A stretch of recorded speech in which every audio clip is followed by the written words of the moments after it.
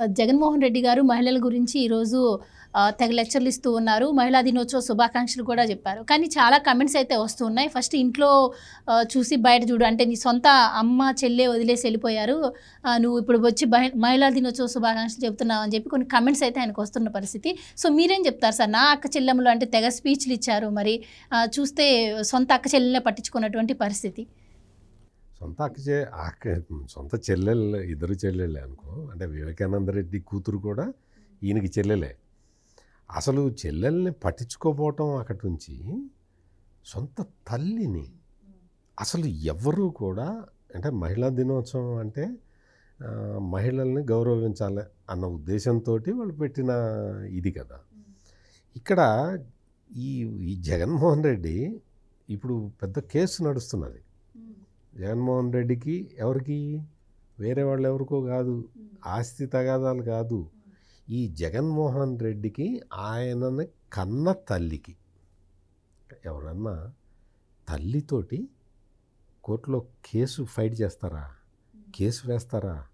తల్లి మీద రకరకాల ఆరోపణలు చేస్తారా? మహానుభావుడు జగన్మోహన్ రెడ్డి చేస్తున్నాడు. అసలు సరస్వతి పవర్ దానికి సంబంధించిన షేర్స్ వాటి గురించి అసలు నా తల్లి నన్ను మోసం చేసింది అని కోర్టులో కేసు నడుస్తూ ఉన్నది ఆ కంపెనీ లా ట్రిబ్యునల్లో. ఈ షేర్లు ఇవన్నీ కూడా ఆమె ఏం చెబుతున్నది అంటే ఇవన్నీ నా కొడుక్కి నా కోడలికి సంబంధం లేదు, ఇవన్నీ నావి అని ఆమె చెబుతున్నది. కొడుకు ఏమనాలి? అమ్మ ఏం చెబితే అది కరెక్ట్ అనాలి. ఎవరైనా అదే అంటారు. ఎందుకంటే తల్లికి ఇంకా రీప్లేస్మెంట్ లేదు, ఉండదు. ఈ సృష్టిలో తల్లికి రీప్లేస్మెంట్ ఉండదు. అటువంటిది తల్లి ఏదైనా చెబితే కొడుకు కానీ కూతురు కానీ ఎవరైనా కానీ ఫాలో అవుతారు. తల్లి ప్రేమ తల్లి కూడా అట్లాగే ఉంటుంది. ఇప్పుడు ఈ జగన్మోహన్ రెడ్డి విషయంలోకి వచ్చేసరికి మా అమ్మ నన్ను మోసం చేసింది అని చెప్తూ ఉన్నాడు. కానీ ఇదంతా ఈ మధ్య స్టార్ట్ అయింది సార్. వీళ్ళ ముగ్గురు మధ్య ఇష్యూ ఈ మధ్య స్టార్ట్ అయింది.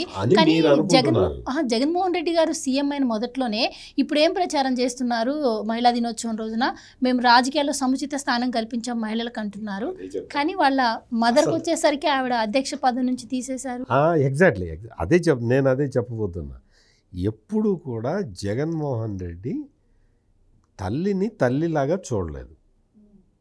ఈ తల్లి నాకు ఎంతవరకు ఉపయోగపడుతుందని చూశాడు. నేను అందుకనే మీరు ఆ క్వశ్చన్ అడుగుతారని తెలిసి నేను చెప్పబోతూ ఉన్నా. తల్లి నాకు రాజకీయంగా ఉపయోగపడుతుందా పడదా అంటే తల్లి ఒక వస్తువు ఆబ్జెక్ట్ లాగా పెట్టుకున్నాడు. ఈ చెల్లెలు ఇంకొక వస్తువు. ఈ వస్తువు నాకు రాజకీయంగా ఉపయోగపడుతుందా లేదా? ఆయన జైల్లో ఉన్నప్పుడు చెల్లిని తీసుకెళ్ళి రోడ్ల మీద తిప్పించాడు. ఆ తర్వాత తల్లిని తిప్పించాడు. ఆ తర్వాత తల్లిని విశాఖపట్నంలో నిలబెట్టి మరి అంత ప్రభంజనము, మరి ఈయన మహానాయకుడు, ఈయన అందరినీ గెలిపించే శక్తి ఉన్న వ్యక్తి కదా, మరి తల్లిని ఎందుకు గెలిపించలేదు? ఇది ఒక అసలు ప్రధానమైన ప్రశ్న. నేను మీరు క్వశ్చన్ అడుగుతుంటే నేను చెప్పటం మొదలుపెట్టిన కారణం ఇది. నువ్వు విశాఖపట్నంలో నీ తల్లిని పోటీకి పెట్టావు కదా, నువ్వు అసలు విశాఖపట్నం టికెట్ తల్లికి ఎందుకు ఇచ్చావు? నువ్వు కడపలో నిలబెట్టాలి కదా, ఏదో పులివెందుల్లో నిలబెట్టాలి కదా, నువ్వు లేదా జమ్మలమడుగులో నిలబెట్టాలి కదా, నువ్వు ఏదో పక్కన రాజంపేట అటువంటి చోట నిలబెట్టాలి కదా. నువ్వు విశాఖపట్నంలో నిలబెట్టడమే నీ కుట్ర. నువ్వు తల్లిని ఓడించేసేయాలి అన్న ప్లాన్ వేసుకొని చేసావంట. నేను అంటే అప్పటి నుంచి కూడా తల్లిని రాజకీయంగా తల్లి ఉపయోగపడాలి తప్ప తల్లికి ఎటువంటి స్థానం దక్కకూడదు. చెల్లి షర్మిలకి ఎటువంటి స్థానం దక్కకూడదు. షర్మిలకి ఎంత అన్యాయం చేశాడో తెలుసా? అధికారంలోకి రాగానే 4 రాజ్యసభ స్థానాలు వచ్చినాయి. 4 రాజ్యసభ స్థానాలు వస్తే ఫస్ట్ వైఎస్ షర్మిల పేరు పెడుతున్నట్టుగా వాళ్ళే లీకులు వదిలారు. షర్మిలకి రాజ్యసభ స్థానం ఇస్తున్నట్టుగా ఆఖరి నిమిషం దాకా అట్లాగే నాంచి ఆఖరిలో ఏం చేశారు అంటే పరిమళ నత్వానికి ఇవ్వాల్సి వచ్చింది. అందుకని షర్మిల పేరు తీస్తున్నాం, నెక్స్ట్ టైం ఇస్తాం అని చెప్పి షర్మిల పేరు తీసేశారు. నువ్వు షర్మిల పేరు తీసేస్తావా? ఇంకొకళ్ళ పేరు ఎందుకు తీసేయాలా? నువ్వు పరిమళనత్వానికి ఇవ్వాలనుకున్నావు అనుకో, నువ్వు ఎవరికైనా ఇచ్చుకోవచ్చు. మరి అతన్ని తీసుకొచ్చి అకామిడేట్ చేయాలంటే వేరే వాళ్ళని తీసేయచ్చు కదా. చెల్లిని ఎందుకు తీసేసావు? అంటే నీకు చెల్లిని వాడుకున్నావు, వదిలేసావు. చెల్లి మళ్ళీ రాజకీయంగా స్టెబిలైజ్ అయితే ఇంకొక పవర్ సెంటర్ అవుతుందనే భయం నీకు. తల్లి ఇంకొక పవర్ సెంటర్ అవుతుందని భయం నీకు. అందుకని ఎంపీగా ఓడించావు. ఆ తర్వాత ఆమె ఏడుస్తూనే వెళ్ళిపోయింది. గౌరవ అధ్యక్షురాలుగా తీసి అవతల పడేశాడు. ఆమె ఏడుస్తుంటే ఆమె కనీసం ఆమెని కావలించుకొని కన్నీళ్లు కూడా తుడవలేదు. తల్లి ఏడుస్తున్నది, అయ్యో గౌరవాధ్యక్షురాలుగా తీసేస్తున్నాడు, నా కొడుకు తీసేస్తున్నాడు అని ఆమె బాధపడుతూ ఉంటే, లేదులే అమ్మా నువ్వు పెద్దదానివి అయ్యావు కదా, రెస్ట్ తీసుకో అని ఏదో ఒకటి చెప్పాలి కదా. కనీసం కన్నీళ్ళు కూడా తోడాలి, అటువైపు కూడా చూడలే. అంతటి అసలు ఇంక ఏ పదం వాడాలి జగన్మోహన్ రెడ్డి గురించి? ఇప్పుడు వచ్చి అధికారంలో ఉన్నప్పుడు కూడా అక్కశెళ్ళెమ్మలు ఏదో అక్కశెళ్ళెమ్మలకి ఏం చేసావు? అక్కశెళ్ళెమ్మలకి నువ్వు చేసింది ఏంటి? వాళ్ళ పిల్లలకి గంజాయి అలవాటు చేసి వాళ్ళ పిల్లల్ని జడగొట్టావు. నీ అక్కశెళ్ళెమ్మలకి నువ్వు చేసింది అది. నువ్వు మొత్తం నీ మేనత్త ఒక ఆమె ఉంది విమలారెడ్డి అని, ఆమెకు దోచిపెట్టావు. విజయసాయిరెడ్డి కూతురు ఒక ఆమె ఉంది, ఇప్పుడు ఆమె మీద కూడా పెద్ద ఇది వచ్చింది, ఆ అమ్మాయికి దోచిపెట్టావు.